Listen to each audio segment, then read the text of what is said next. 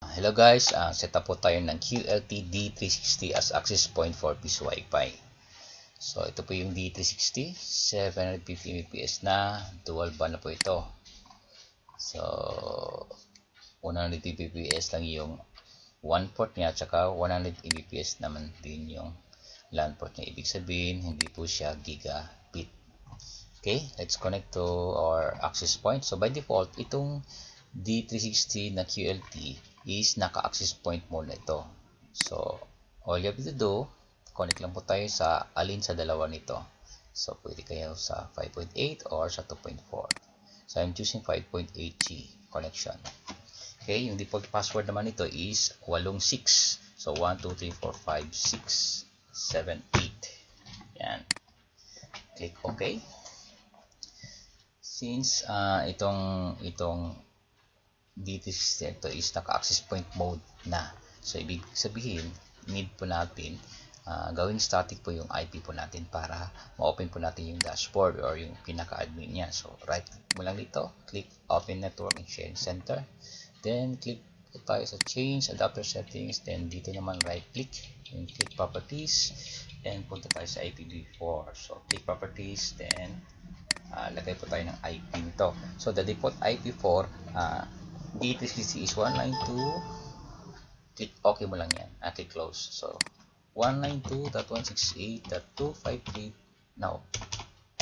.188.253. So yan po yung default password ng router. So gawin po nating 252. Tab mo lang, then click OK. Click close. So punta tayo sa browser, new tab. Access po natin yung IP ng access point or which is yung D360. So the default password for this router or this access point is admin. Click OK. Then una muna tayo dito sa manage. So since itong router na to or yung access point na to is naka-access point mode na by default, so ibig sabihin pwede na ito hindi dadaan sa wizard kasi AP mode na siya.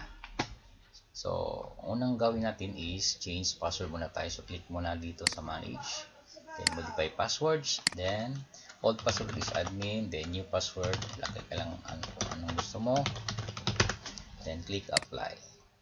Then login natin ulit sa bagong password, login. Then punta tayo sa Wi-Fi, 2G Wi-Fi. Ito yung unang band. Ang ikalawang band naman is yung 5G. So sa 2G, let's say gawin kong Yana Piso Wi-Fi 2.4. Ito po yung unang band ng access point na to. So no password. Dito, select mo lang kung anong gusto mong channel, yung vacant pa. So, click apply. Then, wait for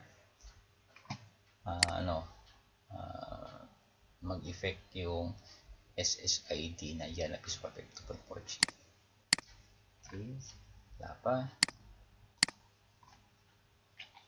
Wala pa rin, ayan.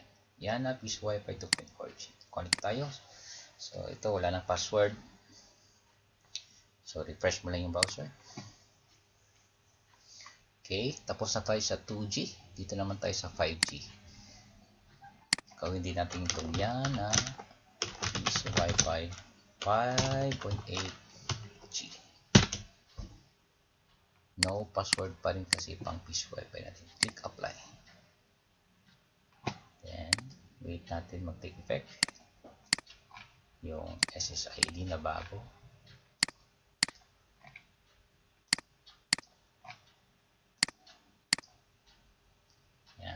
Dalawa na. So, connect tayo. Try natin connect sa 5.8G connect. Then refresh.